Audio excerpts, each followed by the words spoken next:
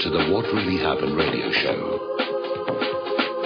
Because World War III is a really bad idea. Here is your host, Michael Rivero. And aloha, America. Welcome to our show today. It is Tuesday, February 16th, 2016. We're getting into the week here, halfway through the month. And quick little program note. Today in our third hour, Don Wiskin of Extendovite is going to be our guest again, talking about it's a good product. I use it myself. And as a matter of fact, there's my bottle right there. And it does seem to help. And Claire loves it. So we're going to be talking to him about, ways to take care of your health where you are not going to be victimized by the medical industrial complex. So that'll be in our third hour. Tomorrow, our third hour guest is Larry Pinckney, former Black Panther, talking about current events there. Phone lines are open, 877-300-7645. Tom is in our control room, ready to answer the phones when you call on in. And we're going to start right off the top with Supreme Court Justice Scalia. And hardly anybody is buying the official story on this. Even Michael Savage is out there saying there is something just funny about all of this here. A former Washington, D.C. homicide commander, William O. Ritchie, is saying just the way this was handled screams cover-up. The idea that they would announce the guy died of a heart attack with no medical experts present, without seeing the body, without ordering an autopsy. Because remember, the justice of the peace who said you don't need an autopsy wasn't there. She just took this sheriff's comment over the phone. Oh, there's no indications of foul play, and that was it. That sheriff cannot know if Scalia died of a heart attack, or if he did, if it was induced. There are ways to induce a heart attack, to kill somebody and make it look like natural causes. And that's just what's going on here. Now, the corporate media are already out there just wringing their collective hands saying, oh, those gosh darn, those kooks who believe that Earth is flat and the Apollo landings were faked and there was no plane at the Pentagon, they're now out there. How could they doubt the official U.S. government story regarding Judge Scalia? Well, George W. Bush's claim that Saddam had nuclear weapons. Dick Cheney, the same thing. Bill Clinton, I did not have sexual relations with that woman. The older Bush, read my lips, no new taxes. Vince Foster committed suicide. TWA Flight 800 was an accident, exploding fuel tanks, really? 5% unemployment, the Iran-Contra scandal, Watergate break-in, Chile 1973, Iran 1953, torpedoes in the Gulf of Tonkin, Spanish mine in Havana Harbor, weapons on Lusitania, Pearl Harbor not being a surprise. If you like your health plan, you can keep your health plan. Oh, the consulate in Benghazi was attacked because of a video. The polar caps are going to melt and flood the country. Fluoride is safe. GMO is safe. Do I have to keep going? The reason we're not believing the official U.S. government story about anything is because the U.S. government has destroyed its own credibility. Nobody with more than 2 brain cells to rub together is going to take anything this government or corporate media says at face value, period, end of discussion. And by the way, we're already seeing story creep in the descriptions of how Scalia's body was found. Now he's in bed, under the bedclothes, his hands folded. The pillow story has gone away. It's been Orwellized. 2 + 2 = 5. The pillow just disappeared. It's no longer operant. Now, you heard the story yesterday about how there was an ambulance sent to remove the body that was a media decoy, and there was a van that showed up much, much later, and they took the body away in that. Here's a kicker on that one. This resort, Cibolo Creek Ranch, has its own airport. It's got a 5,000-foot runway. And the smaller aircraft used by air ambulance companies could get in and out of there without any problems. So why was Scalia's body not flown directly to El Paso? Why did it have to go away in a van? Did somebody have to alter the body to conceal something? The way this is handled is just broadcasting. This was an assassination. And, of course, the corporate media is out there saying, oh, those kooks with their tinfoil hats, they think Leonard Nimoy killed Scalia, which is kind of hard because Nimoy isn't with us anymore. But they're out there thrashing around in what's called gray propaganda, which is to tarnish everybody with the hoax that the Earth is flat, or that there was no plane at the Pentagon, or that the Apollo moon landings were fake. And by the way, all of that stuff is produced by the U.S. government spending your tax dollars and dumped onto the Internet just so the corporate media can say, oh, look at those wackos over there. They are completely, you wouldn't want to listen to anything they have to say about anything. So at this point, there isn't even really a debate anymore. Everybody's out there saying, yeah, Scalia got whacked. And now we're just saying, why? What was the political gain here? And more attention is being focused on the fact that Scalia was a major thorn in Obama's side in terms of trying to push this liberal agenda to ban guns, to authorize spying on everybody. Article coming out of State of the Nation 2012. Who benefits? Why did they do it? And they're saying there's no question that President Obama's greatest enemy of all time was Justice Scalia. Nobody else came close. I'm not sure, but I think Hillary's probably in the running there for all the trouble she's caused him. Scalia was shooting down the global warming fraud. He was opposed to Obamacare. Was actually seriously discussing how Hillary could be arrested for her crimes.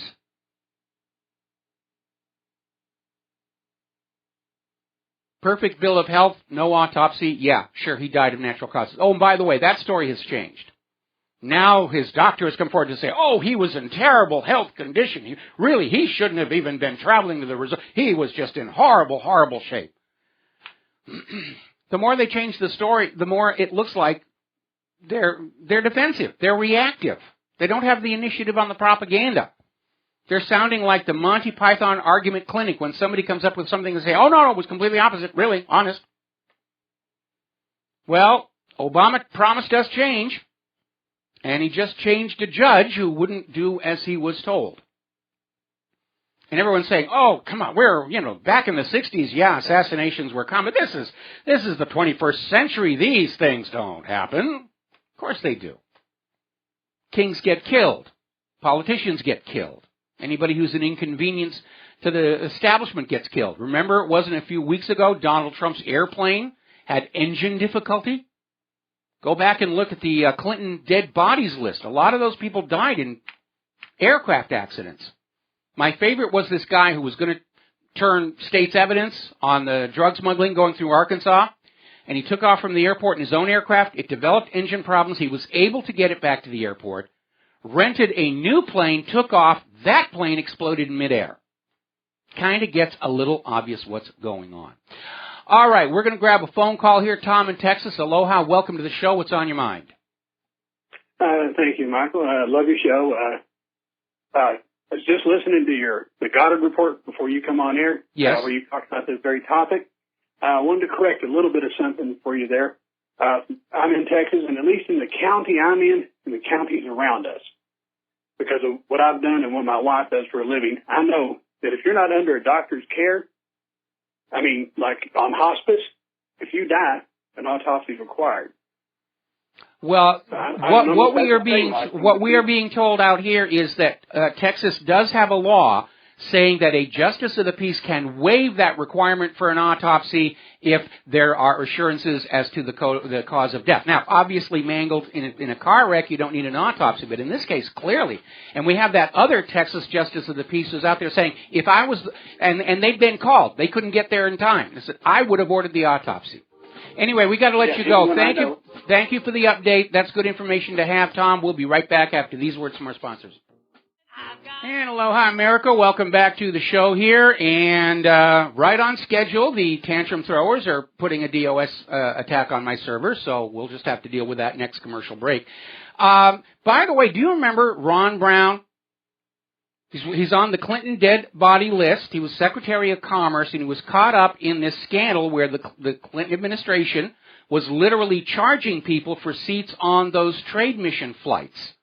And there was a big investigation. Ron Brown said, I'm not going to go to jail alone. He was going to testify as to what was going on. And then all of a sudden, died in a very suspicious plane crash where the aircraft lost 3 different lines of communication with the ground all at the same moment. Witnesses said there was a suspicious hole in his head. No autopsy. Insert ominous music there. All righty, we're going to take another phone call. Andrew in New York, aloha, welcome to the show. What's on your mind? Hey, Michael, I want to talk about Scalia's death. And you're not gonna believe this, but the Judge Rivero, the one who ruled that no autopsy was going to be performed and was ruled natural causes, and she said that she got this information by speaking to Scalia's doctor. Like, she was saying, oh, Scalia had past with medical problems or something, but this doesn't even make any sense. No, it doesn't, because the first report was that she was talking to the sheriff, who said the body is showing no signs of foul play, which he's not qualified to know. They're changing the story. They're trying to change the story. Today, the doctor is out there. He had terrible health problems. The pillow has gone away. I mean, the fact that they're changing the story, I mean, that's a flashing neon sign. Guilty as heck. Guilty as heck. Guilty as heck. And the problem is, the corporate being is not even asking any questions, but it's a good thing that Alex Jones has sent his crews here to investigate what happened, and with Wayne Madison as also. Well, yeah, I mean, this thing is just ugly as all get out. There's no question. And at this point, it's a holding action at best. Nobody is believing anything that the government is saying. And they have good reason to. I mean, the people who were covering Obama's comments following the announcement of the death were out there saying he looked like he was stumbling and just shaking, and they botched it badly is what's happened. And now they're trying, just like they botched that whole thing with Benghazi and that stupid video.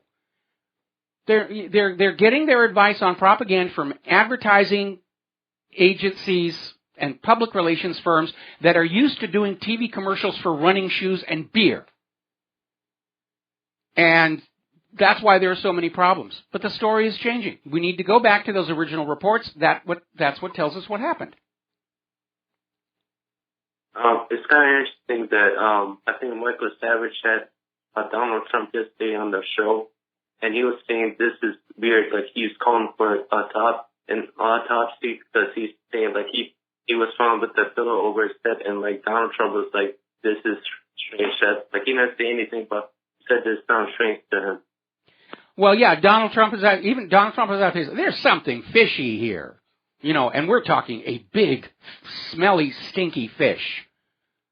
Anybody who's out there saying that, no, there's nothing suspicious here, that's your undercover FBI informant. There's the litmus test right there. If you think you've got an undercover informant in your office, in your classroom, in your canasta club or whatever, that's the litmus test right now. Nobody with 2 brain cells to rub together is going to buy the official story that Scalia died of natural causes, conveniently opening up a Supreme Court appointment for Obama to shift the court more his way. All right. Thanks, Michael. All righty. We're going to let you go. Thank you very much for the phone call, and let's get on back here. Now, turning over to the war zones, because Supreme Court justices being whacked. Maybe we could call it Scalia'd, or maybe pelicaned. That's it. Supreme Court justice getting pelicaned does not stop the rest of the world from moving forward in a very, very bad direction. We are getting a report now that the Free Syria Army, that is another one of these U.S.-created proxy groups, because 95% of them are not Syrian. They're hired mercenaries from other countries. But they're out there trying to be the face of the moderate rebels, mostly because everybody now knows that ISIS, Al-Qaeda, and al-Nusra are working for the United States, or being supported by the United States. So they're trying to grab the Free Syria Army as still having some semblance of credibility and believability, which they don't, but they're getting desperate. So the Free Syria Army is now out there asking Saudi Arabia, Turkey, and Qatar to launch military operations in Syria. You need to come on here and get us the evil Bashar al-Assad. So they're moving forward trying to get this war going, despite supposedly there being a ceasefire. And the U.S. is out there trying to say, well, we've got nothing to do with this, honest and for true. We want a peaceful resolution as long as Assad goes. Meanwhile, the ex-Prime Minister of France, Dominique de Villepin, was being interviewed on Sophie and Company and said that Assad has to stay. Okay, neither the European Union or the U.S. is going to be able to solve what's going on in Syria unless Assad is there to be the head of the civil government. And, of course, that's what makes perfect sense. That's the legitimate government. Assad was voted into power. The people want him as their leader.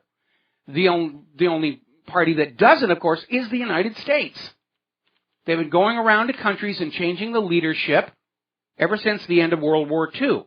They used to get away with it because nobody realized that's the reason their country was going through political upheaval. When it was Iran in 1953, everybody thought, oh, it's a real popular revolution. I guess I'll go along. Same thing with Chile in 1973. Now the world understands the game the U.S. has been playing, and that's the reason they hate us. Not because we have freedoms or Disneyland or Miley Cyrus. They hate us because we're mucking around with other people's nations, and people who live in those nations don't really like it. Now, as part of the constant anti-Russia propaganda that's coming on out, as you know, yesterday there was a claim that Russia had fired a ballistic missile from the Caspian Sea that targeted this Syrian hospital. Ooh, evil Russia. Russia's Ministry of Defense came out and said, actually, none of their ships that are in the Caspian Sea carry ballistic missiles.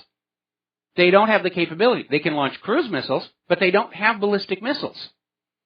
So once again, the Russia-bashing propaganda continues to move forward and to be exposed and made to look foolish.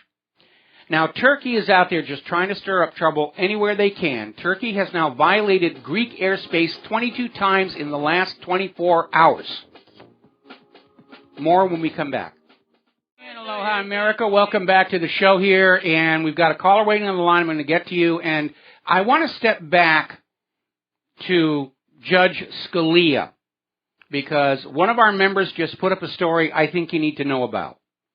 And this goes back to 2012, when the big Obamacare push was going on, and the Supreme Court was looking like they were going to overturn it as being unconstitutional.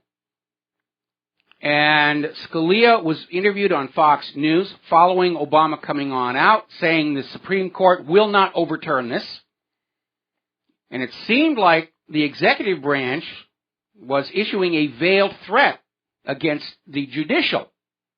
And the Fox host asked if Scalia was feeling this pressure, and Scalia said, "What can Obama do to me?" And we may have found out. Now remember, the court was all set to overturn Obamacare, and then literally at the 11th hour, Chief Justice of the Supreme Court, Roberts, reversed himself. He'd been just adamant, this cannot be allowed to stand. And then all of a sudden, he turned around and said, I guess it's legal under the Commerce Clause, voted against overturning Obamacare, and then he left the country for a week's vacation in Malta so that the reporters couldn't catch up with him and say, what the heck was going on? Are you beginning to see the way the nation is really being run? Assassinations, threats, blackmail, superdelegates. Is this the nation the state-controlled schools taught you lived in? No, it isn't. That's all a hoax. It's a facade. The very best slaves on earth are the ones who think they are still free. That's you. We're going to grab ourselves a phone call now from Justin in New Jersey. Justin, aloha. Welcome to the show. What's on your mind? Yeah, hi, Mike. Yeah, I want to talk about Russia and Syria, but on Scalia, nobody dies of a heart attack with a pillow on their head. That's just period, end of the story there. He was knocked off for, reasons unknown, multiple reasons, but nobody's going to die with a pillow over their head. If he died in his sleep, he's not going to die with a pillow over his head. So. If he had a heart attack, he's not going to be lying in repose in the bed. Heart attacks are painful. He's going to be trying to grab for the phone. He's going to be thrashing and flopping around. I doubt he could even stay in the bed, let alone be, laid out straight. Heart attacks are painful. He would have thrown up. He would have soiled himself. I mean, that's what heart attacks do. That's what heart attack victims suffer. It's extraordinarily painful.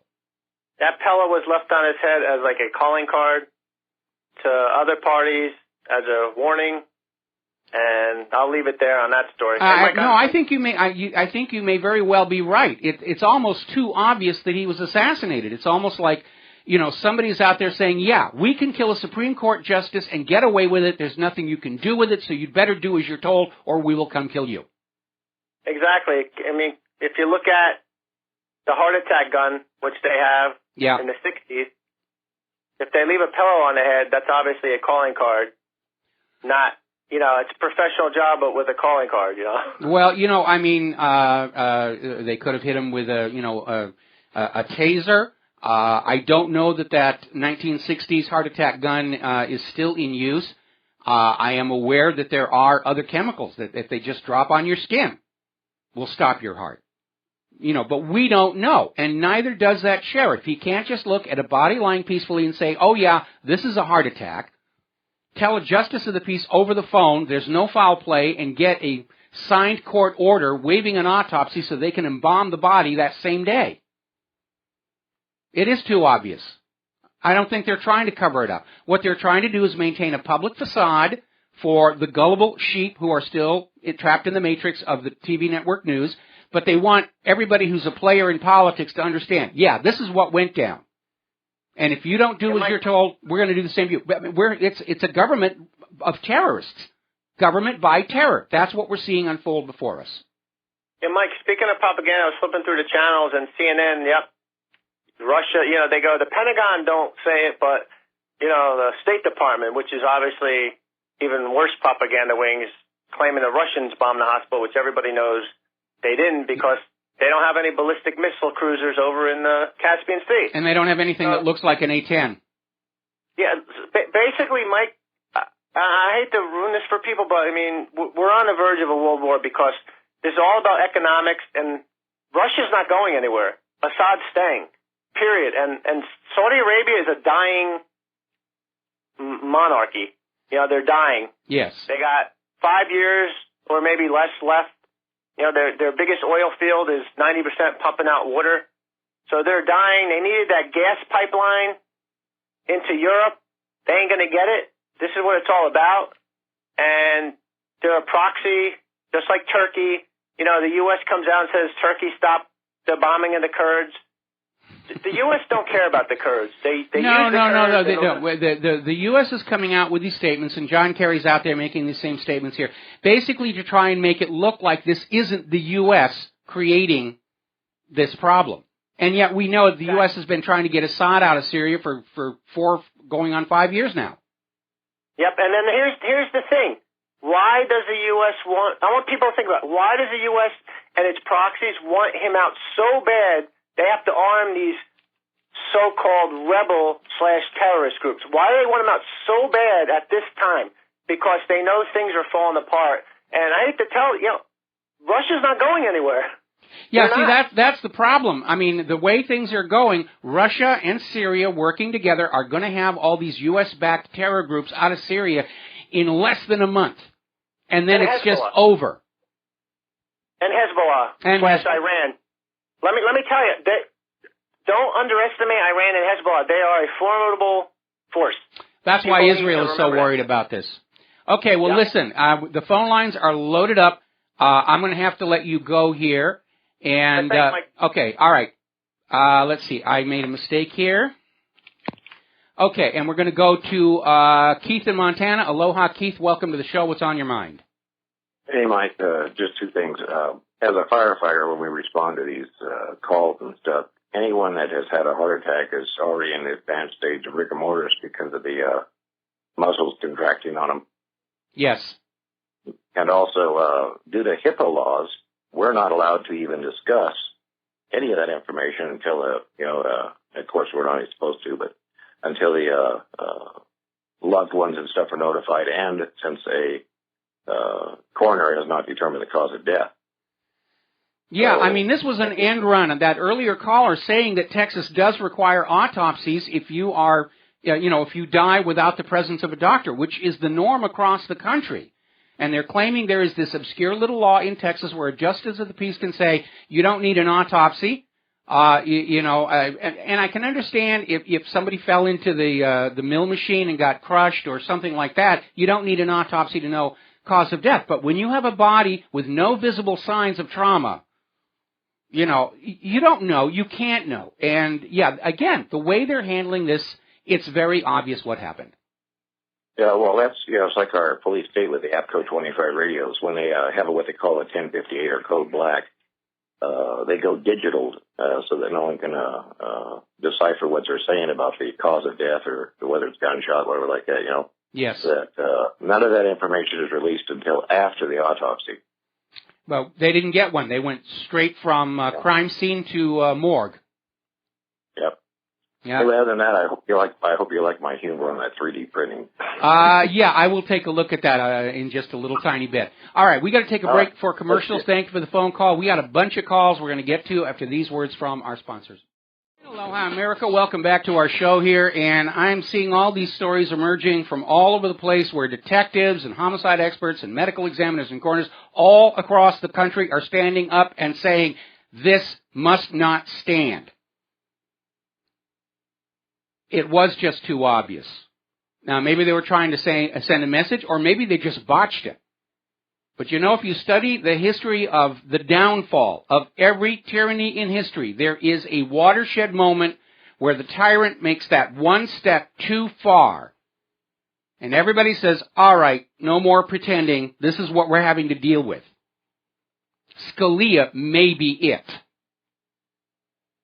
Nobody is buying this.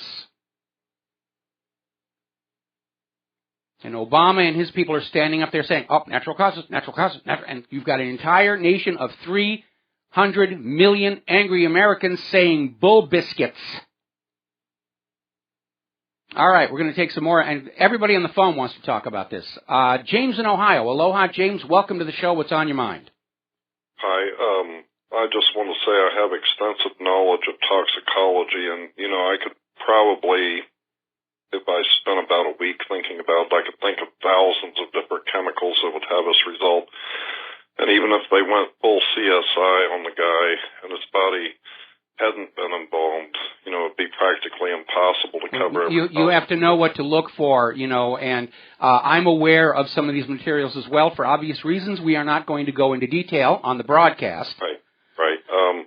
Something else I want to mention briefly was that they asked, I guess Carter said he would support Trump, and he used an unfortunate term. He said Trump was malleable, but what I think he was really trying to say was that Trump was a pragmatist. Now, politics, like medicine or law, the outcome is stochastic. It can't be guaranteed. There's just too many factors.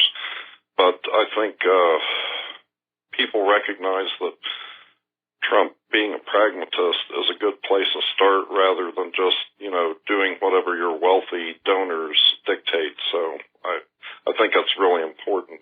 Well, I think Trump's popularity, and to a lesser extent that of Bernie Sanders, is just the American people saying we can't keep on doing what we have been doing for decades. It's not working for the nation and its people. It is time to just change course dramatically. Right. That's what's driving all of this.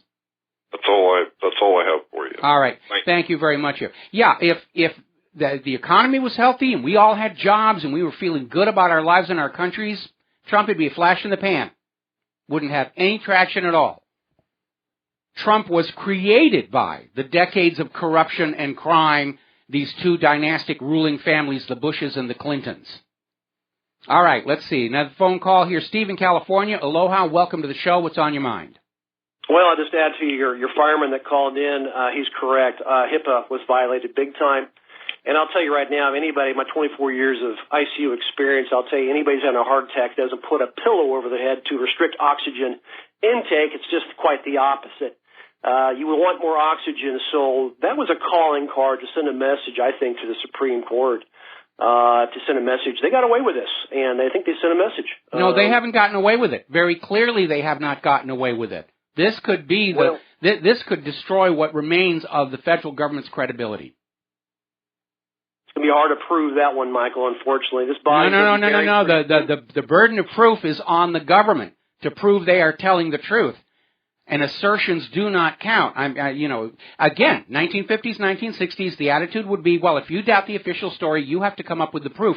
But especially after Saddam's nuclear weapons, the burden of proof has shifted onto the government. They have to prove that they are telling us the truth. Otherwise, we are perfectly free to presume that they're lying yet again. Well, I think we all know that. Yeah, well, that's it. I mean, they didn't get away with this. Out, so Ginsburg didn't retire. We're not going to, I agree. We're not likely to see anybody go to jail or prosecuted for the crime, but they didn't get away with it. We know Scalia was assassinated. Yeah, he was. Okay, like you said, your Pelican brief. Yes. No doubt about it. Yes, absolutely. Thanks, Michael. All right, thanks a lot. We're going to switch over to Glenn in Pennsylvania. Aloha, Glenn. Welcome to the show. What's on your mind? Glenn, are you there? Hi, Mike. Whoever is first of all, foregoing an autopsy was like a huge mistake. It was akin to throwing the supposed body of Osama bin Laden over the side of a ship. Well, we know why they did that. It wasn't Osama bin Laden. Right, exactly. But I mean, the point is, an autopsy would have been a perfect attempt, a perfect opportunity if you had multiple competent, forensic, people in there to say, okay, look, they had a heart attack, we found the clot, or we found it, however, they chose their plausible deniability circumstances very carefully, and here's why. I think I'm a nurse by trade. Yes. Okay, by vocation. Okay, now here's the thing. When you look at a morbidly obese elderly gentleman, and by the way, as we get into this, just a momentary aside, it wouldn't hurt for all of us patriot-rated people to express our condolences to Justice Scalia's family. It's very sad, and when especially it's sad to lose a family member, and then to have them be all the circumstances surrounding their death to be such a matter of public record and banter is a tremendous indignity. So I think we should offer our apologies and condolences to his family. And that aside. But when you're looking at this, here you have, the man was very much overweight. He was morbidly obese. He was elderly, and he had gone out, probably lived a relatively sedentary lifestyle, picked up a shotgun, went out traipsing around for a number of hours, hunting quail. Fortunately, Dick Cheney wasn't with him, or there would have been a gunshot. Okay, so he exerted himself. Then he goes back to the house or building or whatever at the end of the day. And probably on vacation, probably had a rich meal, may have had some alcohol, may have had some coffee, both of which are diuretics. So this, by the time he went to bed, he could well have been, dehydrated and, overfed and acidic, demineralized, circumstances that would predispose him if we don't even know what his current, we don't know so much. Okay, stop right there. Stop right there. You just said the three words I was waiting for. We don't know. We don't know. Everybody is out there, we don't know that he had a sedentary lifestyle. Yes, he was overweight, but we don't know, he may have played handball in the mornings, he may have gone for a lot of walks and biking on the weekend. We don't know. Okay, what we do know. Exactly. Okay. What we do know is the way the death was handled is in and of itself suspicious. Okay? That's the most suspect thing, yes. Yes. Now, yep. Okay, but what I wanted to finish up on the medical stuff for just a second. Okay. And I agree. I think it's good that there's these medical examiners and people are coming forth and saying what's going on here. It's bad science, it's bad procedure, and all that. I agree with all that. And hopefully the truth will come out. However, in terms of plausible deniability, I look at that. Heart attacks can be two kinds, plumbing or electrical. If you have a myocardial infarction, you have a clot that blocks the coronary artery blood vessels to feed the muscle of the heart. If you have an electrical dysrhythmia, arrhythmia, then you have, the heart could just stop electrically. So, when I also look at this man, he's a prime, and this is highly speculative, of course, but again, he's a prime candidate for obstructive sleep apnea. I'm like, part of me is wondering, is this guy apneic? Did he have a CPAP machine? Did he not bring it with him because it's inconvenient? You're guessing. You're guessing wildly. No, okay, no, I'm not guessing wildly. I'm bringing speculative. That's right. You're adding dirt to the city. You're throwing dust in the air. No, it's what they're going to say. It's what they're going to. I'm telling you in advance. Who cares what they're going to say? Nobody believes them. Okay. Now I know about sleep apnea. But it has to be refuted. No, it's not going to have to be refuted. Know your enemy. Yeah, it is. You're going to have to be refuted. Know your enemy. I'm not going to fall into that trap. I'm not going to fall into that. And you're right. Every time there's one of these things, like whether it's 9/11 or TWO 800, they come on out and try to get us arguing endlessly over minor details, and I refuse to play that game. No, okay. I'm preparing in advance for the argument they're going to offer to know your enemy, know what's going to have to be refuted. I already have the perfect response to anything the government is going to say. I don't believe a word you say. Period. Right, end of discussion. Right. Okay, right, that's all we got to say. That's not a. Yeah, that's the end of the argument. You are a government who lies to us. You are lying again. I'm not listening to anything that you have to say. Period. Okay, we got to take a break. We got to take a break for our commercial and our news. And no, we are not going to get sucked into little tiny arguments over irrelevancies. We'll be right back. And aloha, America. Welcome back to our show, hour number 2, and the phone lines are loaded up here. Obama is currently on Fox TV saying, the Senate's got plenty of time to consider my nominee. He's moving as fast as he can to get his liberal Supreme Court justice in there so he can get rid of that pesky Second Amendment. And, there are about 4 or 5 serious cases moving forward that were headed for defeat as long as Scalia was still on the bench there. All righty. By the way, for those of you who are Monty Python fans, I just put up the argument clinic on the main page of WhatReallyHappened.com because that is what the defenders of the official story are going to be sounding like. They've got nothing on this except to shout everybody. And I do not intend to waste my time arguing with people who are paid to argue with me. And you should avoid that as well. It is an old propaganda technique. When the cover story of something is starting to crumble, they'll send in their paid operatives to lure people into pointless debates over minor details, to wear them out and burn them out. Don't fall for it. Stick with the facts that we know and make up your own minds. Now then, let's see. Next call is going to be Chip in North Carolina. Aloha, Chip. Welcome to the show. What's on your mind? Hey, Mike. I'm a long-time listener, and I call in every once in a while. But I am going to disagree with you just a little bit, and I hope you hear me out. The whole Scalia thing, I think in aspect you're right. The government does want to cover themselves because people are losing faith in them. Now, don't get me out. He's a conservative. He was at a conservative resort with his conservative friends. I'm sure the sheriff was a conservative. I guess, maybe something was getting polished in the hotel room or his room, and you're speculating. You're speculating there again. Don't forget the guy who owns the resort was caught up in the whole Iran-Contra thing years ago. I totally agree that. Okay, Chip, listen to me. Okay. Conservative versus liberal, Republican versus Democrat is an artificially created duopoly to make us think that we've got a choice. There is the corrupt and the not corrupt. And that resort, there weren't a lot of the non-corrupt there. I mean, John F. Kennedy was surrounded by what he thought were his supporters when he got killed. Same thing with Robert Kennedy. And yet, when it happened, everybody went along with the cover-ups after that. And it gets back to what I said about there being 2 categories of secrets in politics.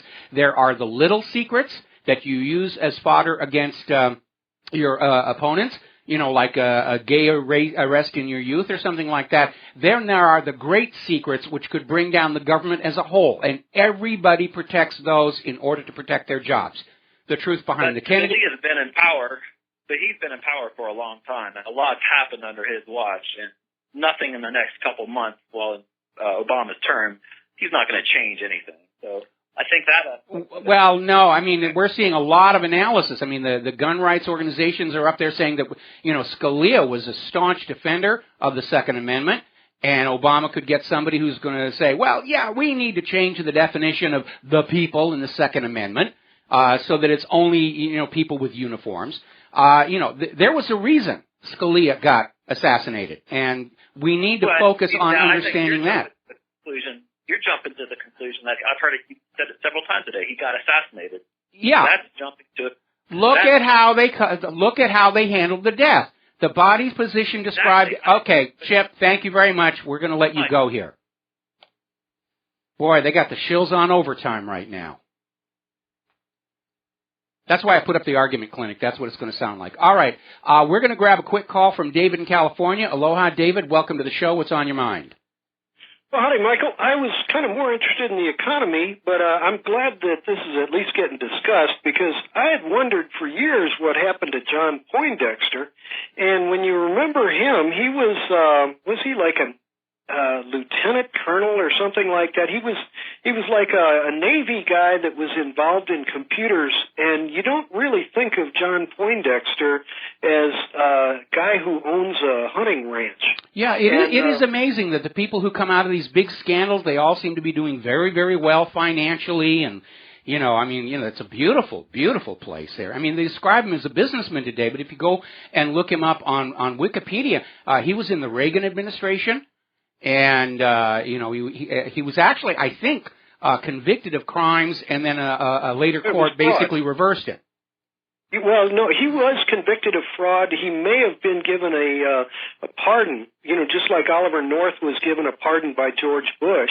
It may have been that Poindexter, he was convicted of, and same as Oliver North, they were both convicted of fraud, and hypothetically they should never be given a management job in government again, and John Poindexter, right after 9/11, Poindexter was going to be given the Total Information Awareness Project as part of 9/11's Patriot Act. And so he was developing this idea of spying on everybody. And out here in San Francisco, we've got the St. Francis Hotel. This is a big, fancy hotel that's normally when the presidents and great diplomats come to America to give a speech, they'll give it from there. And if you can imagine, and George Shultz married into the family, the Swig family. Charlotte Swig's husband had owned the hotel, and to imagine bugging every room that the president or all these diplomats would be in, man, that'd be a fantastic opportunity. So when I heard that John Poindexter was the owner of this place that all of these muckety-mucks were coming to, I mean, just imagine wiretapping all of the muckety-mucks. To this day, George Shultz and Charlotte Swig own the St. Francis where all these people come. This kind of thing has been going on since, 100 years, since World War I. Well, that's the reason Richard Nixon bugged the White House. He wanted, after he was president, he was going to have tapes of all the shady deals that had been discussed in the Oval Office that he was going to be able to blackmail people with. And unfortunately, it came back to bite him during the Watergate investigation. Yeah, exactly. Yeah. So, I mean, we're seeing this is going to drag up a lot of the old scandals as well. And that'd be nice. Hey, I'd like to see the whole hard, rotten heart of the federal government just ripped open and exposed to sunlight for everybody to see just exactly what their government has been up to for the last couple of decades. Sooner the better. And that's why I was agree. talking about the economy was what I really called about. And as you may know, the Saudis have been doing what they call product dumping. They're selling their oil for so cheap that nobody in the world is able to keep up with it. Well, they were actually very public about why they're doing it. They're trying to destroy Russia. Yes. And they're trying to destroy Russia because Russia is backing Syria. And since the Saudis created ISIS, and ISIS was designed to destroy Syria, Saudi Prince Bandar contacted Putin a long time ago trying to get Putin to side with the Saudis. Putin laughed him out of the room, and so as Saudi Prince Bandar is leaving, he says, I'd hate to have your pretty Olympics get bombed. And sure enough, a month later, the Olympics get bombed over there in Russia. This was a couple of years ago. And so the Saudi Arabians are doing what's called product dumping. And this is totally illegal. If Walmart came into your town and started to try to crush the economy, your attorney general could stop it. Your local your local DA could put a stop to it as well. And I'm actually trying to pit GATT against the Saudis. Well, okay, first of all, we need to pull back from saying just the Saudis, because the Saudis are working hand in glove with the United States. They have all along because of the petrodollar deal. Right. The Saudis and the U.S. created, supported, and funded ISIS, Al-Qaeda, and al-Nusra, and it was the U.S. that said, let's plunge oil prices to hurt Russia's economy, and that one backflashed rather badly on Saudi Arabia and the West and Canada and the other oil producers.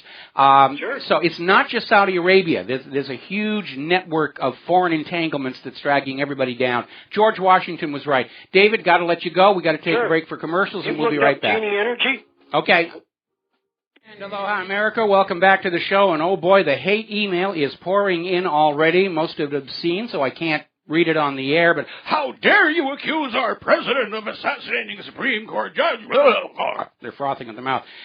Somebody else sent me some information. Apparently, small jets can land at that airport on that resort, and which is larger than the airplanes I thought they would use for the air ambulance services here. And apparently there is a little confusion about the John Poindexters. I'm getting a lot of emails saying it's the same guy. I'm getting a lot of other emails saying it's not the same guy. I saw a photo of the John Poindexter who owns the resort, who is a heavy Democratic donor and Obama supporter, and he got some kind of a medal from Obama at the White House. And he looks like the Reagan-era John Poindexter, but I'm going to do a little more digging into that and resolve that issue one way or the other. But everybody's coming down. One thing is certain. This assassination of Scalia has ignited a huge amount of anger and fury across the nation. And you can just tell the shills there whose job it is, to protect the official story, they're panicking. They've got nothing to work with right now other than it could be this, could have been that, could have been space aliens with a UFO, maybe Bigfoot came in and whatever. That's all they can do is throw speculation out there to try and get everybody arguing about irrelevancies. Stick with the facts that we have and decide for yourself. The pillow over the head, the lying peacefully at repose. A justice of the peace waiving the legally mandated autopsy and the body being sent immediately to be embalmed. This reeks of cover-up. And that's all we need to say right now. If there's a cover-up, then Scalia did not die of natural causes. And that leaves only one option. He was helped along. And that's all we need to know. And we move forward on that. Why was he assassinated? All right, let's see. We're going to grab John in Barbados. Aloha, John. Welcome back to the show, and I hope we can keep the call kind of short today because we got a lot to talk about. John, are you there? Oh, my goodness, he's sitting there with a pillow over his head. Okay, well, I'm going to put John back on hold then, and we will switch over here to Tommy in Virginia. Aloha, welcome to the show. What's on your mind? Hey, what's going on, Mike? Yeah, I wanted to talk about the last caller who was talking about the economy and what a good, just about this Scalia thing, what a good, catch-all story, to distract us from the negative interest rates that the Fed had to do. And then it's probably, the raising of the interest rates that the Fed had to do, and probably now they're going to probably have to go negative because Japan is already going negative. All the central banks in Europe talking about going negative. And, that's a pretty big story because, in Greece, the farmers, are sick and tired of the austerity and they can't take it no more. And, the derivatives on, the balance sheets of the German bank, I forget its name, but yeah. Well, I don't think that was the reason Scalia was assassinated, to just distract the news away from the wars, the economy, and Hillary being a spy. There are easier ways to do that. Blow something up, Well, yeah, but I don't really take it as much because the way I look at it is like, it's a ruler and I'm a person and I need a ruler. But anyways, the caller who said about Saudi Arabia, the reason Saudi Arabia is putting all that oil on there, it's yeah, to hurt Russia, but it's really the reason why they have to bring that Saudi Aramco public is because they needed cash. That's the only reason why their civilian population is not up in arms. They get a lot of good benefits from the government. And now it's starting to waver because oil is so low and they're going through it like crazy and they're also blowing cash like crazy. And everybody's talking about Saudi Arabia may go down. That's why you see this great, crazy things going on in the Middle East. And what's going on in the Middle East reaches far beyond Saudi Arabia. It has to do with. Yeah, of course it does. Oh, okay, all right, yeah, it does. All right. It does. I know. It has to do with the killing of the dollar, like Obama said. Yes. It has to do with that because it's basically causing as much chaos and as much destruction as we can. And since we are the world reserve currency, people are going to accept the dollar. So let's give weapons to these people, let them blow up something here, and then let's give these people to rebuild them, and let's give weapons. It's just trying to print as much money or type as many digits into the computer until the dollar becomes not trustworthy or basically useless. Well, it's already there. It's already there. I mean, if the U.S. wasn't waving weapons at all the other countries, they would have dropped the dollar long ago. The U.S. is maintaining the hegemonic domination of the dollar, under threat of violent things happening to your country. And even with that, other countries are starting to split away. Okay? That's why it's resource-rich countries that are feeling the hurt. Because this is the last thing that the U.S. can do to try to get them under their control. But that's exactly right. So those resources are traded only for the U.S. dollar. They did it in Iraq. They did it in Libya. They want to do it in Iran. And, Saudi Arabia has already gone along with the petrodollar deal. At least for the moment, they're still selling the vast majority of their oil for the U.S. dollar. But Saudi Arabia is starting to make noises about turning toward Russia and China as well. And that would certainly be a reason for the U.S. to want to regime change them, which with their current weak leadership, would be very, very easy to do. Anyway, listen, Tommy, I got to let you go. We got a bunch of phone calls waiting here. And let's see. I'm going to go to John in Barbados. Are you there? Yes, Michael. Can you hear me? Yes, I can. Okay, yes. Going back to this Scalia thing, I think I'm right in saying with a vacant seat at the Supreme Court, they can't listen to any cases. They can't adjudicate on anything. Yes, they can, but they can have a tie. The reason for having an odd number of justices is so that there isn't a deadlock court. With 8 people sitting there, there could be ties, 4 and 4. And that's why Obama is saying he's got to nominate somebody now. There's talk that he may nominate Loretta Lynch, who was already scandalized with the HSBC cover-up on that. Or Obama could even do a recess appointment when Congress recesses. Yeah, well, the way I'm looking at things, Michael, there are lots of reasons for this assassination of Scalia. Yes. All the contentious issues like the First Amendment and free speech, Second Amendment, gun control, Obamacare, Hillary Clinton and her, because that's going to come to the Supreme Court eventually. The Hillary Clinton scandals, all these things point to the fact as to why this man had to go. Yeah, very much. I mean, it's going. Obama's going to get a chance to shift the Supreme Court far more liberal. With that. Anyway, listen, John. I'm sorry we're out of time. I got to let you go. We'll be back with more phone calls after these few words. And aloha, America. Welcome back to our show here. And during the break, I was doing some digging, and at this point, I think we're dealing with 2 different John Poindexters. Easy mistake to make, but at this point, it does look like it's 2 different individuals. Now, the John Poindexter who owns this resort is a major Democratic donor to Obama, been to the White House, received all kinds of awards. So he's very much an asset of Barack Obama. And that's what we know about that gentleman. So we're going to grab ourselves a phone call here. Randy in Texas, aloha. Welcome to the show. What's on your mind? Yes, I just wanted to tell you that Texas Monthly in 2006 had an article on John B. Poindexter. It's called Man in the White Hat, which can give you a lot of background information on him. Okay, well, I'll try and look that up here, but again, at this point, we're dealing with two different John Poindexters, and the gentleman who owns this resort is not the one from the Reagan White House. No, that's John B. Poindexter is who I'm talking about. Well, I think the confusion was that the initial stories about Scalia's death didn't include his middle initial, and I think that's where the confusion arose.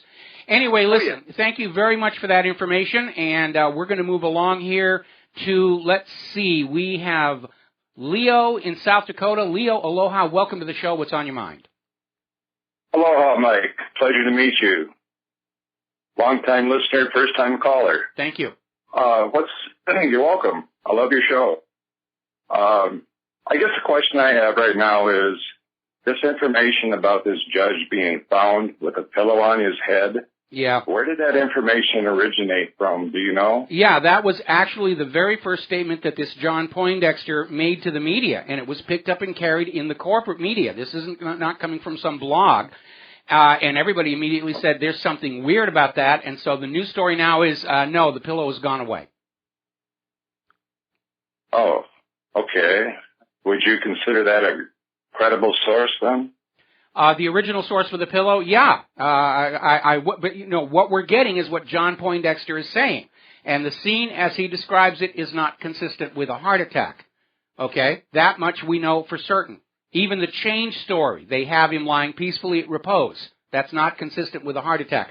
Second, the handling of this death with the justice of the peace to waive the Texas law requiring an autopsy for an unattended death, the rush to get him to the embalmers as fast as they can, just looking at that alone, you know there's some kind of a cover-up going on. And if there's a cover-up, then the death was not natural. That's the logic chain right there. And the defenders of the orthodoxy are out there screaming and yelling and trying to cause as much mischief as they can because this was a big goof. This was a big, big blunder. And we're seeing all these different people, like even Donald Trump is saying, there's something weird here. The ex-chief homicide detective of New York City is out there saying it. We're seeing all these detectives and forensics experts, out there saying there has to be an investigation. This is absolutely not acceptable. Maybe there'll even be a new TV series, CSI Texas, and they'll open it up there with figuring out what exactly happened down there. Yeah, they should. Well, I've had 2 heart attacks myself, Mike, and the first one, it was about 4:30 in the morning. I was in a dead sleep, woke me up out of a dead sleep, and strangely enough, while I was dealing with that, clutching my chest, I managed to put on a pair of Levi's, and I walked out into my apartment, and I walked around in circles, and the only thing going through my mind at that time was where I wanted them to find me dead laying in my apartment. Oh, well. That was my only concern. I didn't even think about picking up the phone and calling 911 and getting help. I just walked around in circles. And, Mike, I actually went back into my bedroom, and I laid crossways across my bed, and I woke up about 10 o'clock in the morning, and the first thing I thought was, wow, I'm still alive. Well, I didn't have good a for you pillow on my that. head, of course. Yeah. But, I didn't even think about putting the pillow on my head. No reason to. But the second one I had, I was sleeping. I worked at night, and I slept during the day. And I'd come home from my shift at 8 o'clock in the morning, and about 11 o'clock that morning woke me up out of the sleep again. That time, I got scared. I lit up a cigarette, put on my clothes, jumped in my van, and I drove down to the hospital and walked in the emergency room and said, hey, I just had a couple heart attacks. They were one day apart from each other. They were minor ones. Yeah, obviously. Okay, well, I'm glad you made it. I'm glad you're still with us, Well, yeah, thank you. And you know what? That was January 21st, 2003, and I'm still going strong. Well, hopefully you're going to get some of that Extendivite, because Don Wiskin invented this after he had his own heart attack. And, yeah, so you may want to pay attention to the first half hour of hour number 3, because he's going to be talking. This is really good stuff. I take this myself so that my heart should not attack me. Extendivite? Extendivite. I've never heard of it. It's one of our advertisers. Okay. They advertise on the radio show and on the website, so stay tuned. It's going to be interesting stuff. With all this talk about heart attacks, everybody's going to be listening to Extendivite. Leo, got to let you go here. We're going to grab ourselves a phone call from Frank in London. Aloha, Frank. Welcome to the show. What's on your mind? Hi, Michael. I was listening to with interest your last caller, and regarding the story of the judge with the pillow covering his face, I reckon the story with the pillow, I reckon the pillow is going to disappear. It already has. Totally different narrative. Yeah. As of today's retelling of how the body was found, there is no mention of the pillow. No, that's gone. Of course not. And you bring it back up, then you're a conspiracy theorist, I suppose. Yeah. With regards to Saudi Arabia, I know people naturally default to Saudi Arabia, and I'm glad you're reminding people who are the influence behind it, the American government, not the American people, the American government. Yes. I think if people read a bit of history about Saudi Arabia and how it actually came into being, they would see that the West had an influence on that, a big influence on how Saudi Arabia came into being, especially the British at the time. It's just take a little bit of reading, a little bit of research, and you can see how Saudi Arabia was tied to the British, and they're still a vassal state of the United States now. Not the British anymore, but more the United States. So if people do a bit of just a small bit of research, they'll see that, and they would have a better understanding why Saudi Arabia is so influenced by the West. And by the way, I forgot to tell you, school in South London now, don't know if you heard of it, has made their toilets unisex, and boys and girls are allowed to wear skirts. So they are valuing diversity. That's not a skirt, that's a kilt.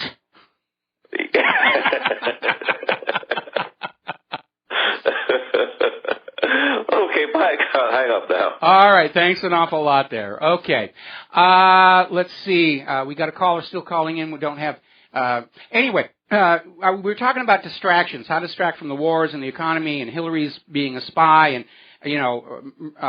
assassinating a Supreme Court judge is not a good way to do it. But the next distraction is already planned, because CIA Director John Brennan is out there screaming that ISIS attacks in the United States are inevitable. ISIS is coming to get you. They're going to tear the tags off your couch cushions. They're going to steal cookies from your cookie jars. And again, it's the politics of fear and terror.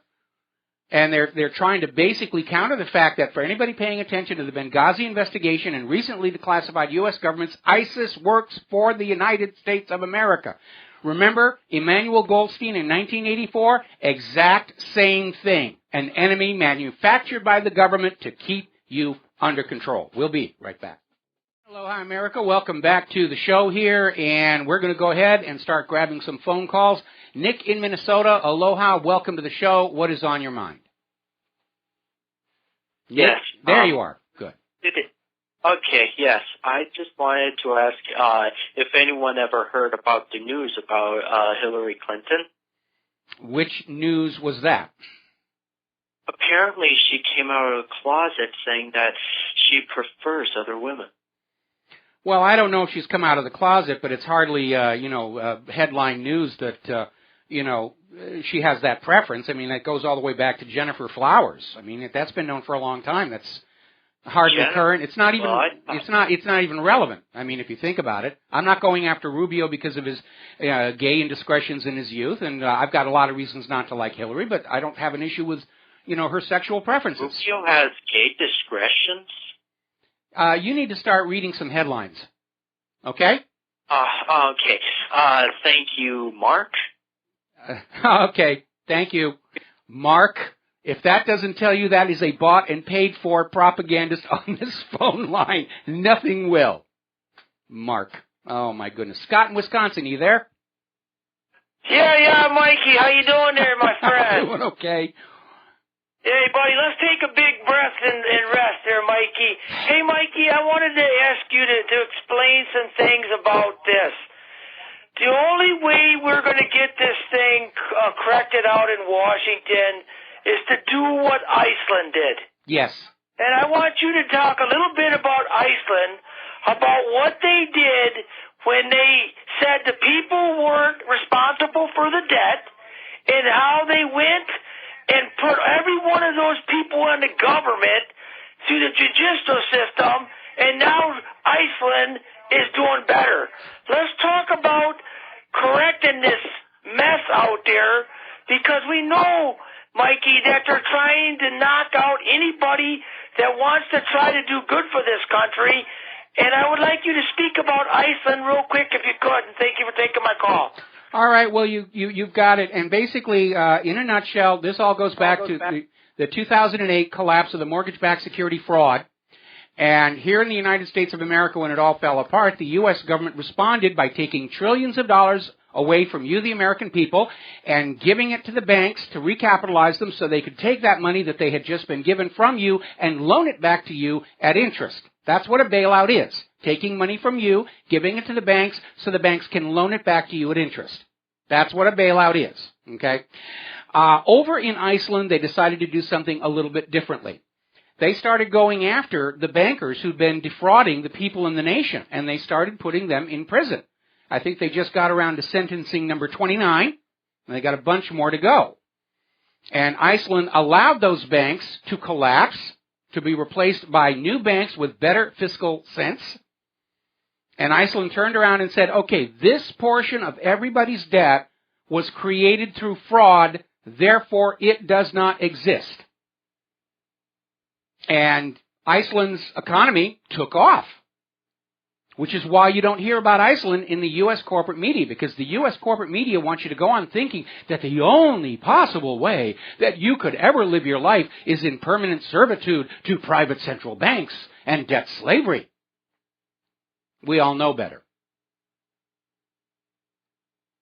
We need to go back to the system of banking the nation was started with. We fought a revolution to break free of private central banking and being forced to borrow all money at interest from that private central bank to do commerce with. That was the real cause of the American Revolution. They don't teach that in school, of course. It's all about tea parties and tea in Boston Harbor and all that other stamp tax and all the rest of that. But those were minor annoyances. Those come under the heading of evils that are sufferable in the Declaration. But the forcing of the American people to conduct all business with banknotes borrowed at interest wrecked the young America's economy, and that's what led to the revolution. Only, unfortunately, to be sold back into that slavery 3 times by corrupt government. The first and second banks of the United States, and finally the Federal Reserve, which is a privately owned bank. It's no more federal than Federal Express. It's just a name to sort of convince you that it's part of the government and you should just go along with their Ponzi scheme system of banking. If you have not already read my article, All Wars Are Bankers' Wars, you need to read it. There's a video, actually 2 videos by Zane Henry out there, and I discovered in a web search by accident, there are about 8 other videos that people have done to that broadcast I did. So it's getting on out there. Over at the Federal Reserve, no less, Neil Kashkari is out there saying that, yeah, it is time to break up the big banks and restore them to being public utilities. It's the only way to save the economy. He's absolutely right. That's what I've been saying all along. We need a public currency managed as a public utility, not a privatized for-profit scam to take your work and labor and use it to enrich the owners of that private central bank. Private central banking is a fraud. It has been perpetrated on planet Earth for 300 years. But that's no reason to allow it to perpetuate for one more day. If there's a serial rapist out there in the neighborhood and they've gotten away with it 20 times, is no reason to let them get away with it 21. That's the way to think about that. All righty, boy, we are way behind our talking points. Let me get some out of the way. We were talking about how Turkey has violated Greek airspace 22 times over the last 24 hours. Now, remember, Turkey shot down a Russian plane on the claim, unproven, that it had violated Turkish airspace for a few seconds, and they went after it. And yet Turkey is out there violating Greek airspace over and over and over again. Turkey is trying to get somebody to do something that can be used to get this war really underway. And we're seeing this story now coming out of Russia Insider, where Turkey is admitting they have been supporting Al-Qaeda and ISIS all along as part of this U.S. plan to use these phony manufactured terror groups as instruments of foreign policy to get Bashar al-Assad out of Damascus. Now, proving that being ruler of a country does not necessarily mean that you are saying Kiev has unveiled their war plans against Russia to retake Crimea and Donbass. And, of course, if Ukraine does declare war on Russia, Ukraine's life expectancy as a nation, as a government, is going to be measured, well, with another egg timer. Unless the U.S. comes on in, which we know is what the U.S. wants. Right now, our government is desperate to have a really major bloody war going so that when the economy implodes, which seems imminent, they got somebody to blame for it. It's all the fault of the Russians. It's the fault of the Chinese. We didn't do anything wrong. You shouldn't hate us. We're your government. You should hate the people we tell you to hate. I love this saying that's making the rounds on the net right now. War is when the government tells you who your enemy is. Revolution is when you figure it out for yourself. We're going to take a phone call here. Steve in Florida. Aloha. Welcome to the show. What's on your mind? Hello, Mike. I been wanting to call you to let you know about, or ask you to just talk about Iceland, because we have a total blackout and we don't know anything about it.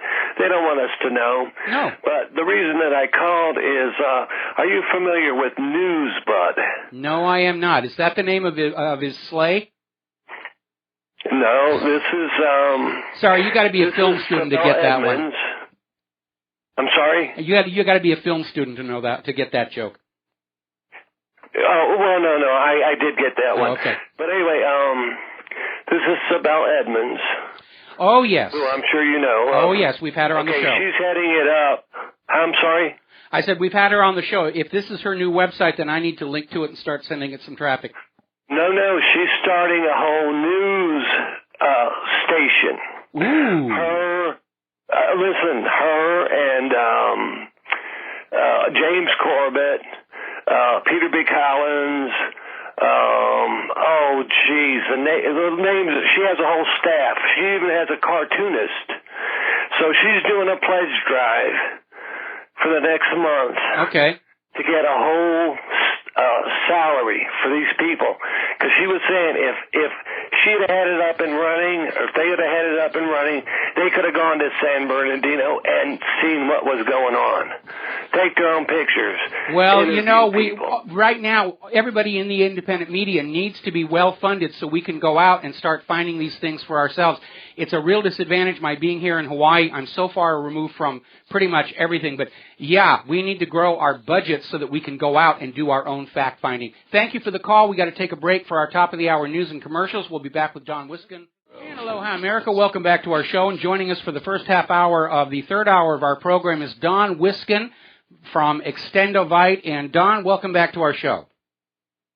Thanks very much for having me back, Michael. Well, obviously, with all the attention focused on the recent demise of Justice Scalia and the official story that he died of a heart attack, I'm sure a lot of people are wondering, what can I do to head off or recover from a heart attack? And because of your story about how this product came to be, I figured that was worth a retelling.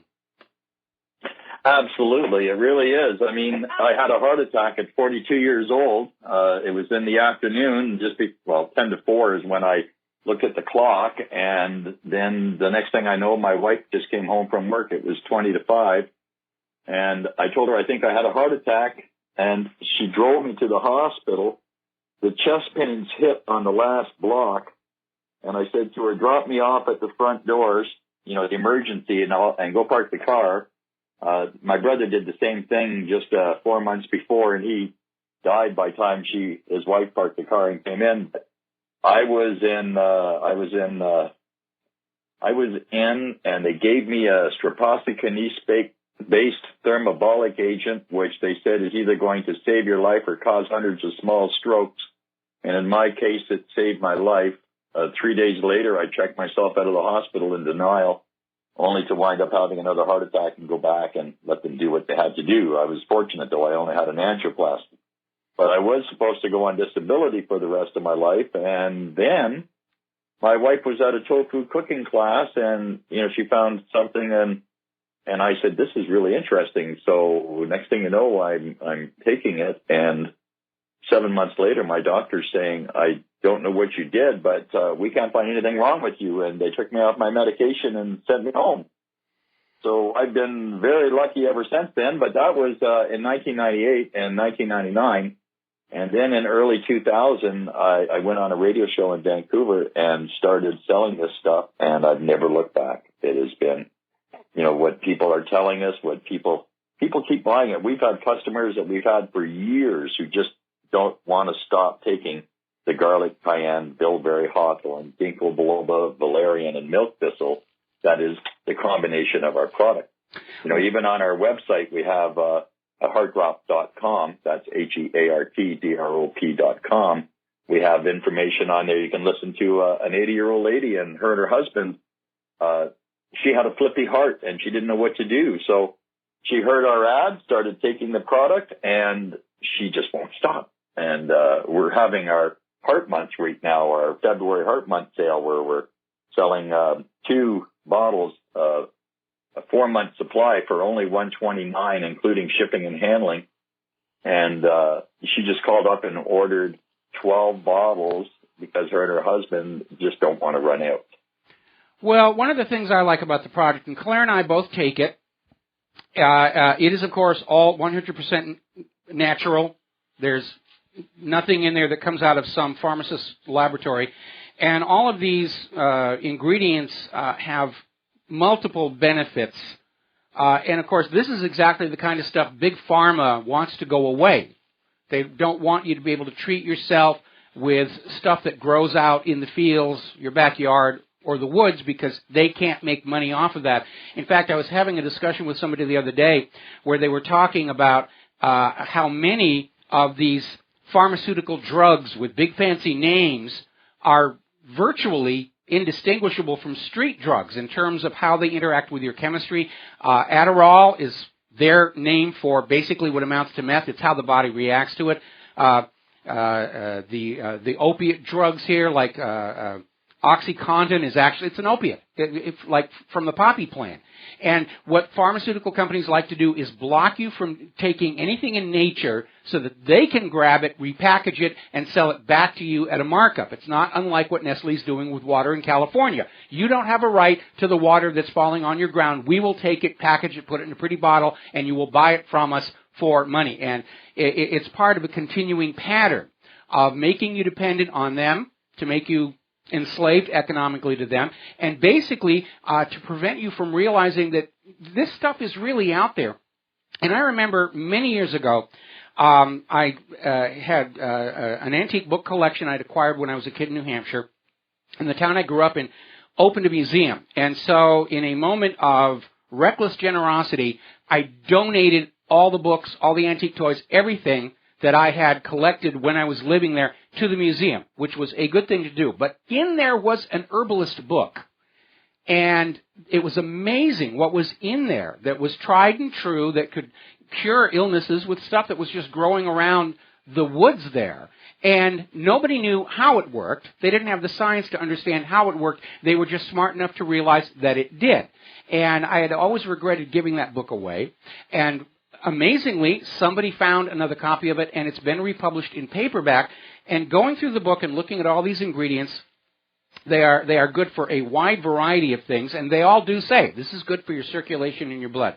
So one thing that's in there is valerian powder. Now, valerian is a root that you can grow in your garden, or you can get it at a health food store at a reasonable price.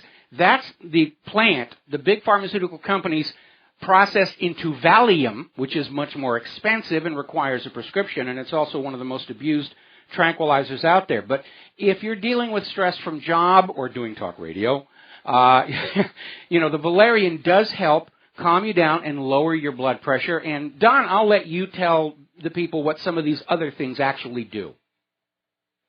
Well, Michael, you're absolutely right about the drug companies. Though it's only North America that doesn't allow herbs.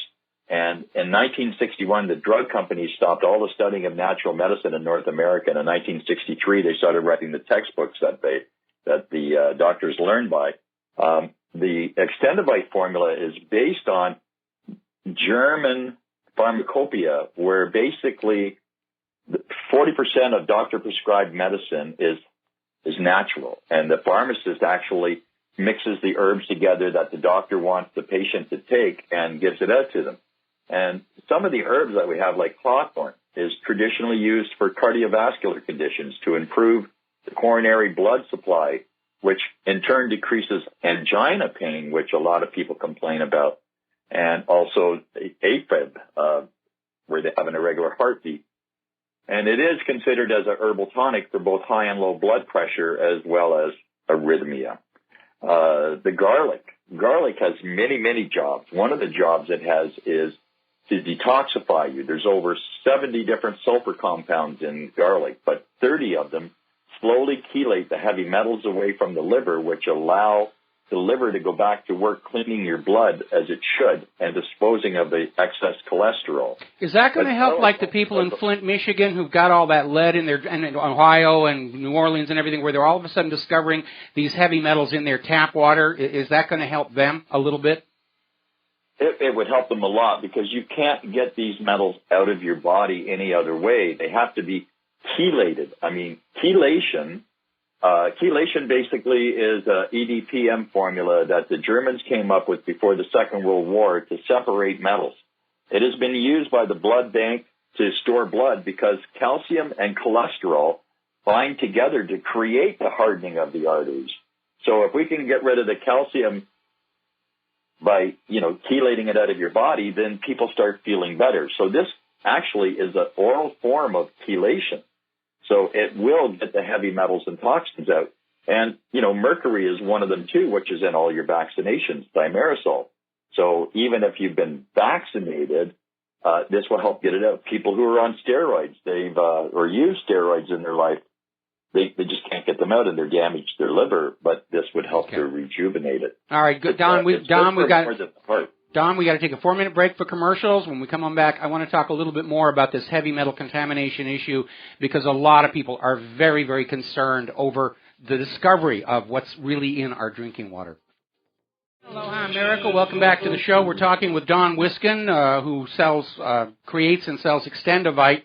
His website is heartdrop.com. And Don, I'm going to put you a little bit on the spot here, because before we went to the commercial break, you were talking about chelation and calcium, and I think we need to be very clear here what we mean by that, because obviously your body does need calcium for teeth, bones, good nerve function, good muscle function.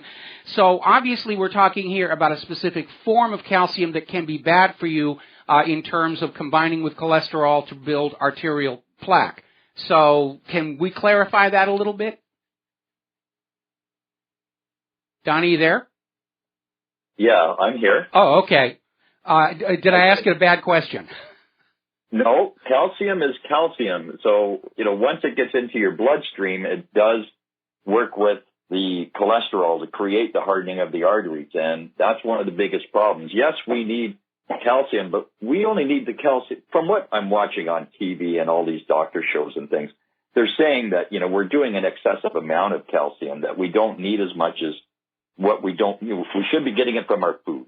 Yes. So as long as we're eating our calcium, we're fine, but we really don't need a lot of supplements in the calcium range. And, as I said, the blood that the blood banks have been saving, they can only preserve it with the EDTA formula, the chelation formula, because it does keep the cholesterol from binding with the calcium, which ruins the blood, so they can't save it. And they've been using that since the 50s.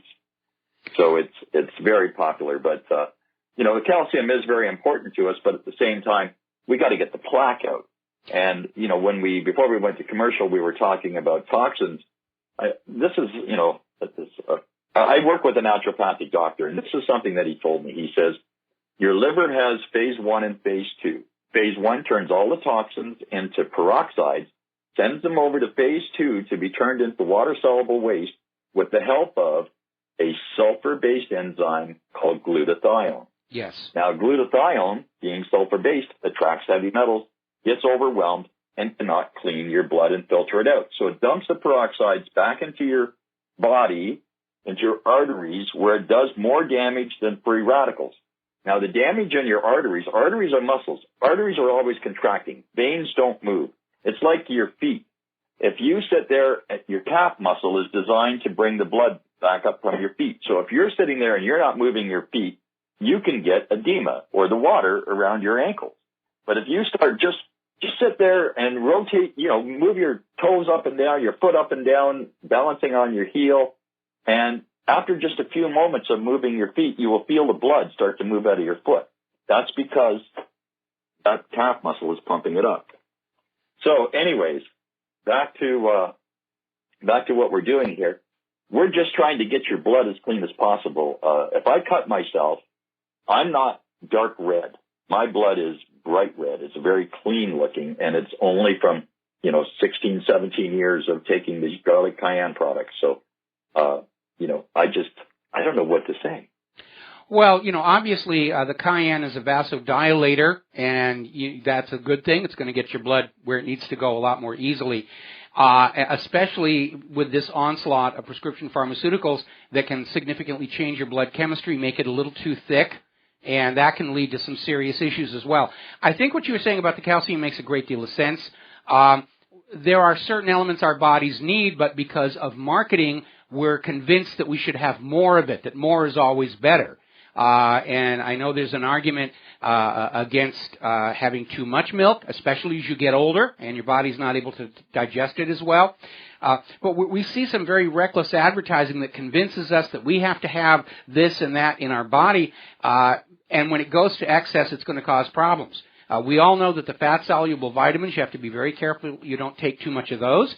And again, it's all about balance and moderation. But getting back to your product, which, again, Claire and I are using on a regular basis, there's ginkgo biloba, bilberry, garlic.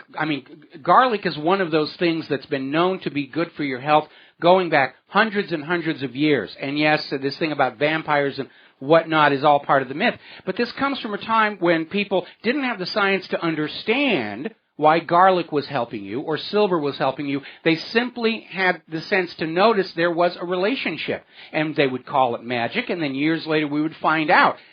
Nano silver is an antibacterial, antiviral.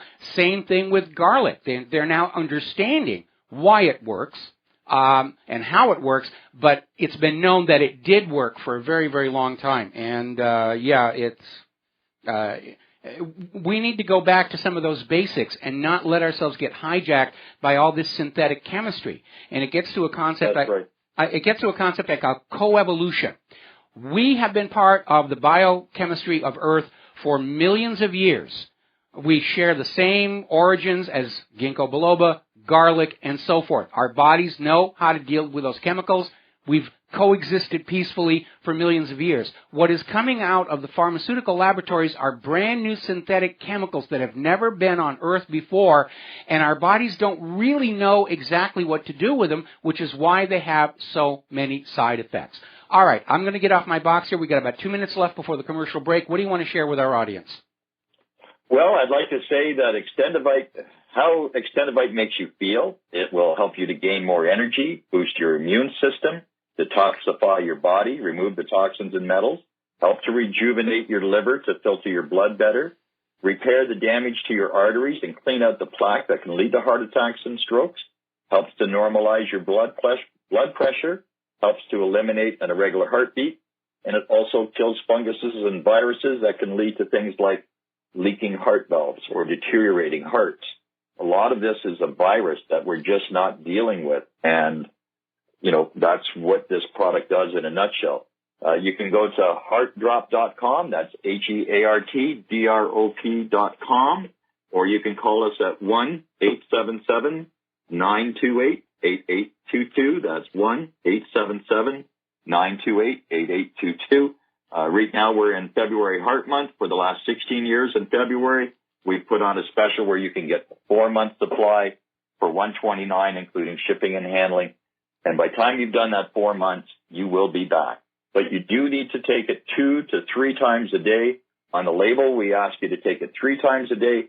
If you take it 2 times a day, it'll still work. It's just, if I say the doctor will be scratching his head 6 months down the road saying, I don't know what you're doing, but don't stop, it would take 8 months if you're taking it twice a day. And after a year or so on it, you can take it twice a day, and that would be just fine because that's the maintenance. But in the beginning, your body uses this stuff so fast that you have to keep introducing it 3 times that day. All right. Well, Don, we're at the end of our segment here. Thank you for spending time with us again today. And again, Claire and I use this ourselves. There's my little bottle on the BAM user video feed. And again, who are you going to trust, nature or the laboratory? All right. We got to take a break for commercials. Thank you very much, Don. We'll have you back again in the near future, and we'll be back after these commercials. Aloha, America. Welcome back to the show here. And, boy, it's been a busy day with all the calls about Scalia and everything. I'm nowhere near through my talking points. Before we get back into that, I'm getting a bunch of emails from listeners to our show who are taking Extendivite. One of them stands out because she is saying that apparently the Extendivite is also reducing her varicose vein problem, which I know that's an issue for a lot of people.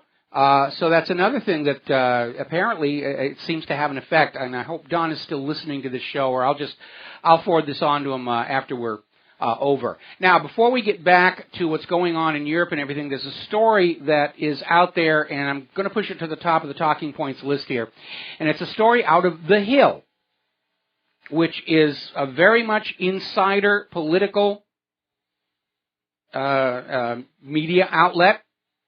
And the headline reads, Republicans stand down for FBI investigation of Clinton server. And it's basically saying how Republicans are refusing to go after Hillary Clinton's private email server. And House Republicans are going out of their way to avoid any formal inquiries into whether or not classified information was mishandled on Clinton's personal machine. Remember the first Democratic debate? Bernie Sanders got a round of applause saying, I'm sick of hearing about that email server. Why is everybody so scared of that server? That scandal is a key to the White House for Bernie Sanders and the Republicans. And they don't want to touch it. It's like the third rail. Why? I've been telling you why. What explains everybody in Washington, D.C. and the corporate media wanting this to go away is just where some of those classified documents were finally delivered and what donations were made to the Clinton Charitable Foundation in exchange. And I get a lot of hate email on this issue as well. But the Clintons did do it once before, back in 1996. President Bill Clinton was running for re-election, and he authorized the transfer of highly sensitive technology to China. This was opposed by the Department of Defense. It was opposed by a lot of people. And money was pouring into Bill Clinton's re-election campaign from Chinese American citizens, and it eventually came out they were acting as conduits, as money laundries for money that was coming from China, including in one documented case from Chinese intelligence. So the Clintons treating U.S. secrets like their personal property to sell in exchange for donations is an established historical fact. And it is reasonable for us to ask if Hillary is playing that same game again. She had all these highly classified documents on her private email server. Some are so classified, we, the people who paid for them, aren't allowed to know what's in them. And we know that server had weak security. It had weaker security than the Ashley Madison website. There was one known wide open subdomain into that server. And it is a reasonable question to ask if Hillary Clinton was selling these secrets to foreign governments in exchange for donations to the Clinton Charitable Foundation. And 40% of the money going into that foundation came from foreign sources. It's a question that deserves to be asked. It's a question that demands an answer. And Bernie Sanders doesn't want to go near it, even though it could put him in the nomination. The GOP doesn't want to go near it, even though it could hand them the White House in November. Clearly, they are very scared of what's in there, and they're not protecting Hillary out of love for her. They're doing it to protect their own jobs, because the scandal of a serving Secretary of State running an espionage operation out of the State Department, committing treason, selling U.S. secrets to foreign governments for cash, that's a scandal that could bring down the entire federal government. And if it happened, that's exactly what should be the result. As they say, the silence is deafening. People who under normal circumstances would be expected to exploit the email server scandal for political gain, to get the nomination, to get the White House, are circling the wagons around that. It's the most protected point. And it signals there is something very dark inside that. And if Hillary's people thought that the assassination of a Supreme Court judge was going to distract us from this, too darn bad. Not going to happen. Now, over in Ukraine, there's a great deal of turmoil. The Ukrainians want Yatsenyuk to step down. Poroshenko has asked Yatsenyuk to resign. Yatsenyuk said no, and apparently, according to the last report, he survived a no-confidence vote in the parliament and remains as Ukraine's prime minister. Now, Ukraine's Rada has registered a draft resolution for a no-confidence vote on the entire government. Poroshenko was out there saying he wants a completely new cabinet, he wants a completely new parliament. Now, the overt reason for this is the out-of-control corruption, which has led to the IMF threatening to cut off all further funding for Kiev, which would collapse him immediately.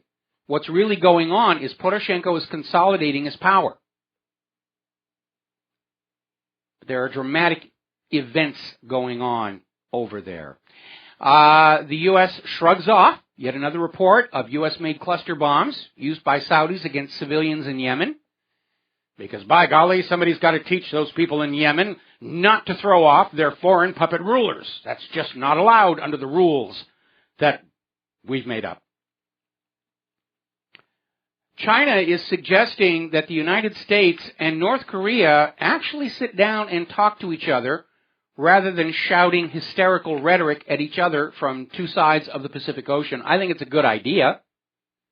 I don't think the U.S. will go along with that because the U.S. doesn't want peaceful relations with North Korea. They see North Korea as a potential backdoor to a war with China. To get that yuan, to get rid of the yuan as a threat to the U.S. dollar, just as this looming war with Russia in Europe and Syria is intended to remove the ruble as a threat to the dollar. That's what's driving all of this. The world has used the U.S. dollar for global trade and banking since the end of World War II, and the U.S. financial system got lazy with all that wealth just pouring in. They've allowed the manufacturing to decline in quantity and quality, and nobody wants our agricultural exports because of the GMO problem. The U.S. economy is now dependent on that mafia-like piece of the action pouring in from every other country in the world having to use the U.S. dollar to go across borders. More and more countries have already stopped doing that. There's the BRICS nations. Direct currency exchange treaties. The U.S. is trying to reverse all of that, and that is what is behind these wars. The U.S. wants to destroy the ruble and the yuan so the world will come on back to using the dollar. It's not going to happen anyway. Because back at the end of World War II, where accounts were being settled through trading boxes of paper notes, if not outright bullion, a single recognized global currency made sense. But today, in an age of global instantaneous financial transaction and confirmation, there is no need for a single currency anymore.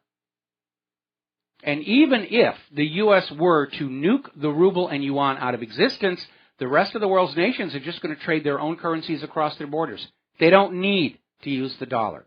The days of dollar hegemony are over. We got to take a break for commercials, and we'll be right back.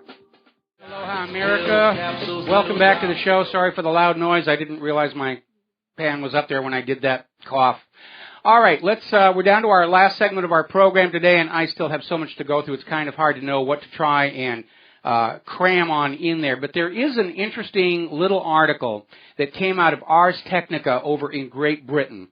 And they're talking about the NSA's Skynet program. Now, Skynet isn't what the NSA calls itself. Skynet is a reference to the global supercomputer system of the Terminator movie franchise. And it's a global battle management system that decides all of us humans are icky-poo and goes from there. Now, the article is based on an admission made back in 2014 by the former director of both the CIA and the NSA, saying that they target people for assassination by drone strikes based on metadata. And a new examination of this information, along with documents published by Edward Snowden, show that many of these people may have been innocent of any wrongdoing, along with the 20 to 30 innocent bystanders standing around them when the drone attack occurred. And basically, at this point, they're now trying to drop the blame on an algorithmic error in the computer system, in the learning algorithm. Oh, it was a computer goof. We were using Windows 10. And we murdered, 50, 60,000 innocent people, totally innocent people. Gosh darn, Microsoft is not going to do anything about it because we signed the end-user license agreement. So here is what we, the people, are having to confront. The drone strikes, to begin with, were violations of international law. They were acts of war, sending killer robots into other people's country without that country's government's permission and just blowing people up. And we were told to go along with it because we're getting the terrorists, we're getting the terrorists, we're getting the terrorists, and now we find out, actually, no, we weren't. We were killing people who just fit a rather arbitrary set of definitions in the metadata.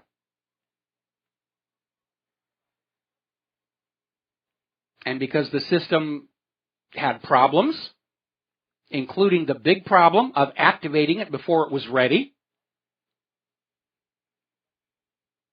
been killing innocent people in these other countries. And that is probably something that they're not going to go through and feel entirely cheerful afterwards. These countries don't hate us for our freedoms, like Bush said.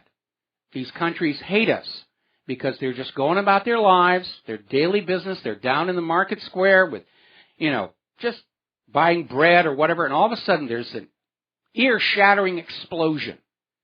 And people they have known their entire lives are in bloody shreds at their feet. And the shrapnel is stamped, made in the United States. Now, frankly, I don't care if the explosion comes in on a missile or a drone or a so-called suicide vest. It's still an act of terror. And that's what the U.S. government has been carrying out, terror campaigns against these countries. And we need to confront the reality of what the government has been doing in our name, with our money, and with the lives of our children. Now, there's an interesting little story that's coming out regarding the Paris false flag. Now, when it happened, there was this terror suspect who was named as being part of the Paris attack, Salah Abdeslam. And he was reported to have been identified because he had discarded his suicide vest without using it. Now they've got a problem because DNA tests on the vest have not identified Salah Abdeslam as the person who wore it and dropped it. And that was their entire case, to frame this guy for the attack. Now, what's significant about this is France is actually passing laws so that stories like this, saying, oh, the government goofed up, can be banned.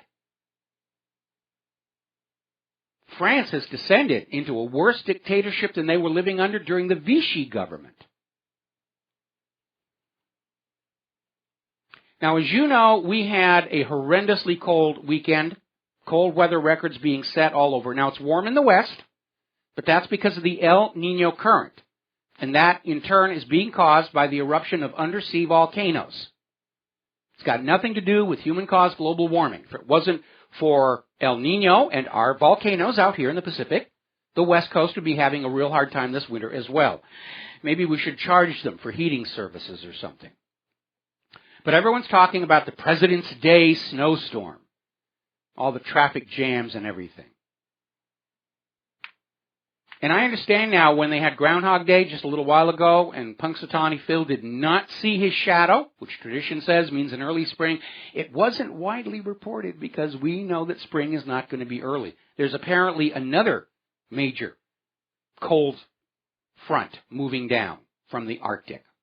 Over in Oklahoma, they continue to have a swarm of earthquakes in the areas where fracking wells, injection wells are operating. The latest one hit 5.1 on the Richter scale. That is getting into the area where damage starts to occur. It's the third strongest quake ever recorded in the state.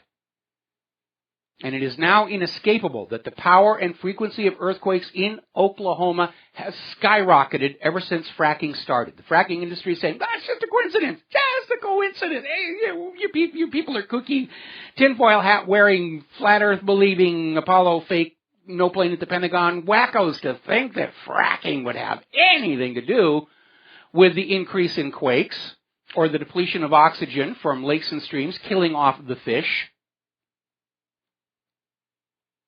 It is amazing. All right, let's see. Let me go back on up here and get some... the Quiet Rebellion of Conservative England. This is about the Brexit.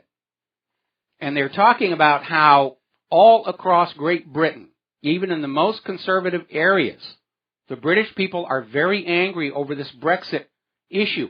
They want to go back to being an independent Great Britain. David Cameron is just absolutely determined he is going to shove membership in the EU down their throats, much as we see Obama determined that he is going to shove the Trans-Pacific Partnership and the Transatlantic Trade and Investment Partnership down our throats whether we want them or not. And the people in Great Britain are saying, look, we're pouring huge amounts of money into the European Union and they're not getting anything back. And of course, that's the model of the money junkies. Austerity. You work, the bankers get the money. That's fascism. Or if you want to be more antique about it, it's feudalism and serfdom. That's what they're going toward. And they're able to buy the politicians to shove this new model down your throat, even if you don't want it. John Kerry is out there saying, it's time for a truly united Europe, including Britain. Mr. Kerry, it's not up to you. It's up to the British people to decide what they want to do with their country. What are you going to do? Declare war on London if they break free of Europe? This plan for a new world order global government is in serious trouble between the economic predations of these union central banks, the ECB, the backlash from immigration.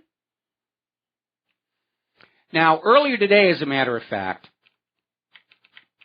there was a story being put out about how it turned out that only 3 of the people arrested for the Cologne mass rapes on New Year's were refugees and the rest were just citizens. The prosecutor has already come on out saying this is a piece of propaganda put out by the pro-immigration people.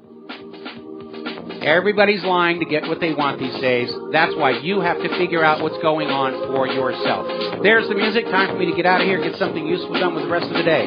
We'll be back tomorrow here on the Genesis Communication Network. Until then, stay safe, stay skeptical, stay informed, make good choices. talk about what you're learning with people who are not plugged into the internet. We'll talk to you tomorrow. Aloha, America.